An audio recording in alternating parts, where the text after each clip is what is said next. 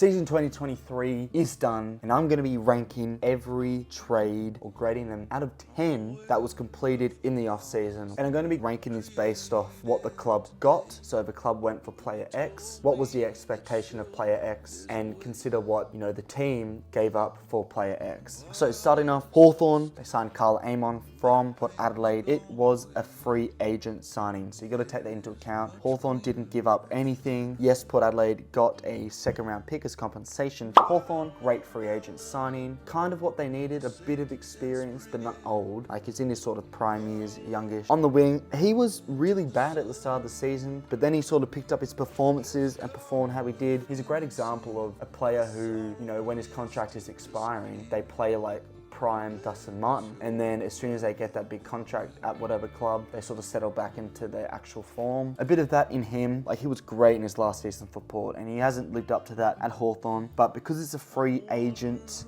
pickup by Hawthorn, I'm giving that trade a 7 overall. Bobby Hill, in hindsight, this has to be a high score because he got the Norm Smith, and the crazy part is Collingwood got Bobby Hill effectively for just a future second round pick, which is remarkable. It's a 10 out of 10, easily, probably in hindsight the best trade of the window considering his finals performance. Tim Taranto next. GWS gave up pick 12 and 19 for Taranto. A lot of high draft picks. However, Taranto performed really well. Was a Brownlow shout for a large portion of the year. However, the votes just didn't go his way on the night. Nonetheless, Richmond's best player. He won the Richmond Best and Fairest. He didn't really help Richmond at all in terms of their ladder position, but he was definitely our best player coming from a Richmond fan. He was our shining light alongside Dustin Martin. I think that trade gets a 9 out of 10. Yes, 12 and 19 picks. Pick 12 and 19 were given up for him. However, because he performed so well, it's a 9. Jaden Hunt, free agent, went back to Perth. I believe that's where he's from. Signed him from Melbourne. But because it's a free agent pick, he did alright. It's West Coast. I could probably play for West Coast.